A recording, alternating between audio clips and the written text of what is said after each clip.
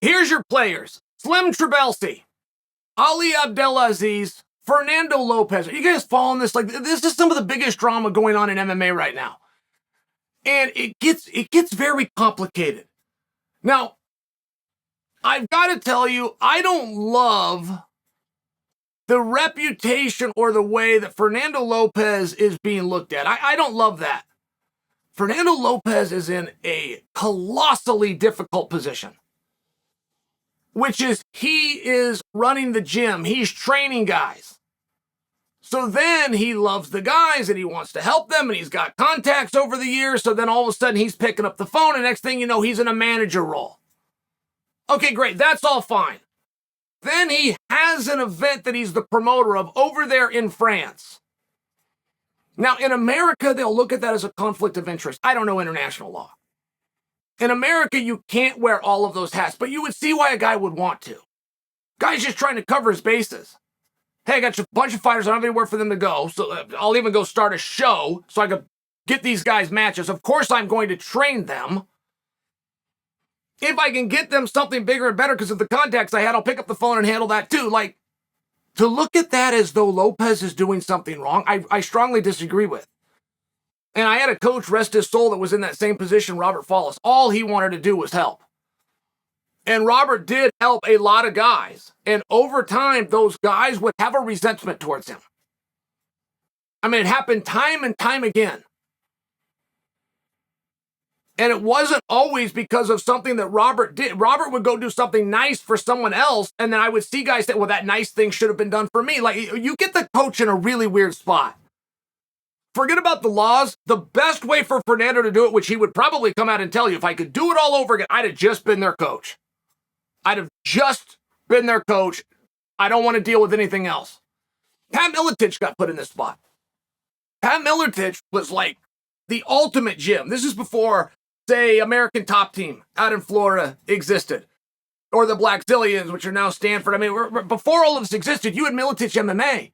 And Miletich had like 3 world champions in the room. I mean, he had Rich Franklin, he had Matt Hughes, he had Tim Sylvia, he had Jens Pulver. They're 4 world champions. Simultaneous, by the way. These guys are all holding the belts at the same time.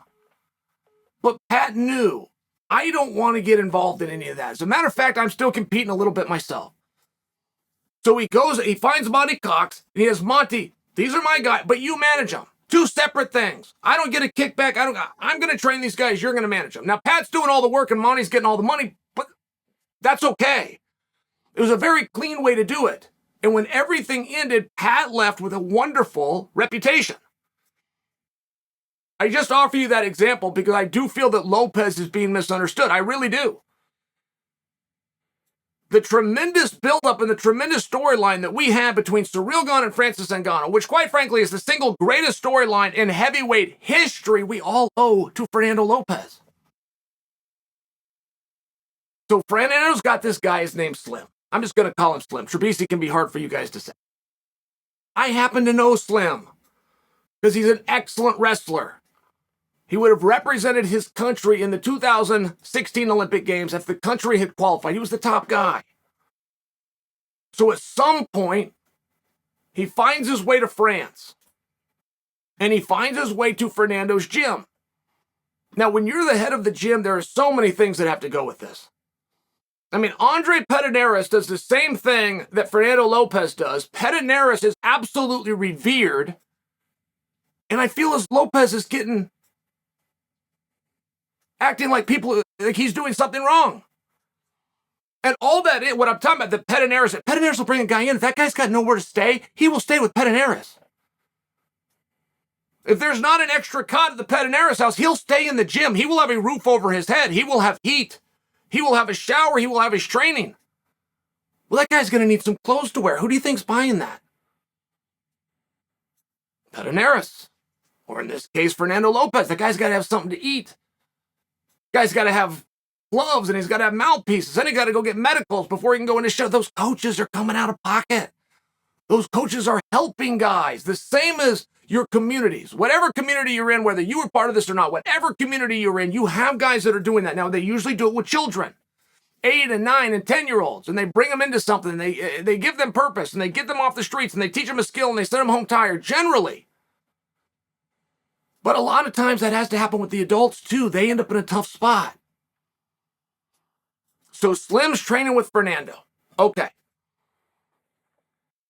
Lopez has a management agreement with Slim. Slim goes to Ali Abdelaziz, right? Now, if you can get to Ali, if you can have any manager out there and you have the ability to get to Ali, right? It's a manager to the stars. You don't turn that opportunity down.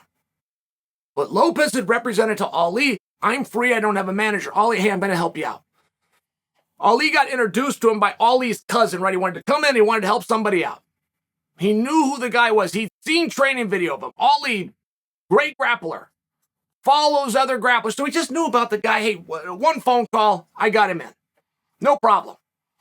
Well, it then turns out that Slim had a management contract with Fernando. That Slim misrepresented that. Now, before you think Slim's the skunk at the garden party, the same way as you got to look at Fernando's situation different, right? You got to understand it from his perspective, and I've seen it. I've seen guys and coaches in that position where then their own guy turns on them, and it hurts bad. It hurts bad. It feels like a knife in the back. It hurts. But Slim's not looking at it like that. Slim doesn't have his paperwork. He doesn't have documentation. He doesn't have any money. He doesn't have a job, but he's got a skill, and he needs an opportunity. So he told a different manager that he didn't have representation. So Ali, as only Ali can do, makes a phone call and has Slim an opportunity on Fight Island and the heavyweight class in the UFC. Now it gets worked out between Fernando and Ali that, hey, wait a minute, I'm actually his manager and I've got a contract here. Slim comes back and kind of throws his hands up. Listen, you see why I did this? I thought I was just trying to get an opportunity. I'm just trying to get a job. I didn't think he had made the phone call. I thought you could do it. I told you, let's just give Slim a pass. I mean, I understand where what Tbilisi did is wrong. I do understand that. But we also understand people can tell you that life's all about choices. A guy who's hungry does not have a choice. Whether you want to be highfalutin in your little loft or not, not everybody has a choice. That guy has got to eat. So he took an opportunity, had Ali make a call. Either way, he signed, he's within the UFC. Now, Lopez and Ali are trying to work this out, and Ali's coming hands off. Whoa, I'm a manager, you're a manager, I know the deal, and I would not have taken this guy if I knew he was with you. Go right ahead. Oh, and by the way, I happen to have him a contract with the UFC. So take that, take your guy, and best of luck. For some reason, it didn't end there. I must tell you that I wish as an outside observer it would have. Because I know exactly what Ali was trying to do, and I know exactly when he was confronted with information he didn't previously had, cast it all back. Kept the opportunity. Didn't say, I'm going to tear this up, I need a piece, we're splitting the guy. Fernando, this is your guy, I did not know that. I now have an opportunity, here you go.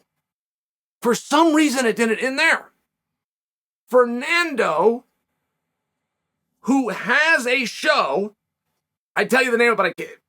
It's letters, right? It's an acronym, Axis, something along these. He has a show in France. Slim is the heavyweight champion. So within that contract, it does not have a UFC out. Many organizations do, which is you're with us, you're not going anywhere unless the UFC calls. It's called a UFC out. It's very common to have. Slim thought that he had it. That is what he had represented. Ali went on the information he had, goes and gets in this contract. Matter of fact, he's got him a fight. He's got an opponent. He's got him a date. He's got everything. Ali now has to do visa. I mean, the whole thing's a mess. Ali's out 10 grand buying attorneys, just trying to take care of this guy because his cousin called and told him about him, right? You guys know how Ali works. Huge heart. He's going to do whatever it takes, whether he gets that money back or not. If he can change somebody's life, he's going to. But Lopez was able to say, wait a minute, you have a contract over here in this organization that does not have a UFC out. Therefore, you can't even sign the UFC contract. Now, Lopez can do that. That is perfectly above board to do. It just at that point would be mean. You can do it and not having a UFC out or having a UFC out. Quite frankly, these smaller organizations that are trying to build guys up, I don't know why you would have the out. I mean, I would get that. That can be open for debate. So Lopez didn't do anything wrong, but it was mean. He had the ability to pass the guy on, or to take the guy back and now see him through in his UFC career. I would imagine Lopez is basically saying, I don't know that I want to work with you.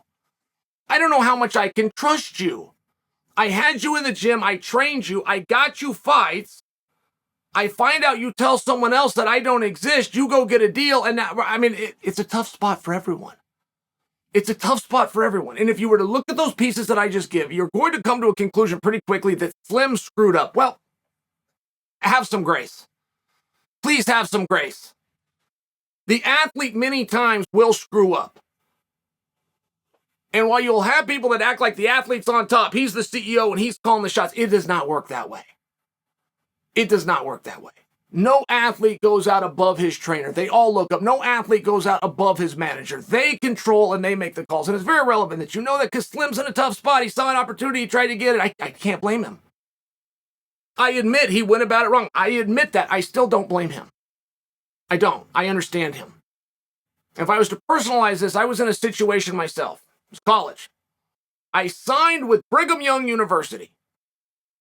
Brigham Young University and Chael P did not work out. So I'm going to transfer back and go to the University of Oregon, but I can't do that. There's rules unless I'm released by the university, which they could say no. And I remember what the athletic director told me when I sat down with him. He heard my whole story, sat there and listened to me talk about all these things and he stopped me at the end and he said, Chael, I'm going to do for you what I do for any athlete, which is whatever is best for the athlete. And he meant it. And it was time to sign that paperwork and put it in the fax machine and give me a full release so I didn't lose eligibility. It's what he did. That's also what Ali is doing. In all fairness, he's going to do whatever is best for the athlete. Now, I'm just sharing this story with you. I really don't like that any of these guys are getting egg on their face. These are very common stories. You just don't hear about them. They're very common within gyms. They're very common within managers. And it's very common within an athlete to take a best opportunity he can. So reserve judgment. I will share with you if I had a magic wand to weigh over the situation. I would do what was done for me many years ago, which is what Ali is attempting to have done now, which is whatever is best for the athlete.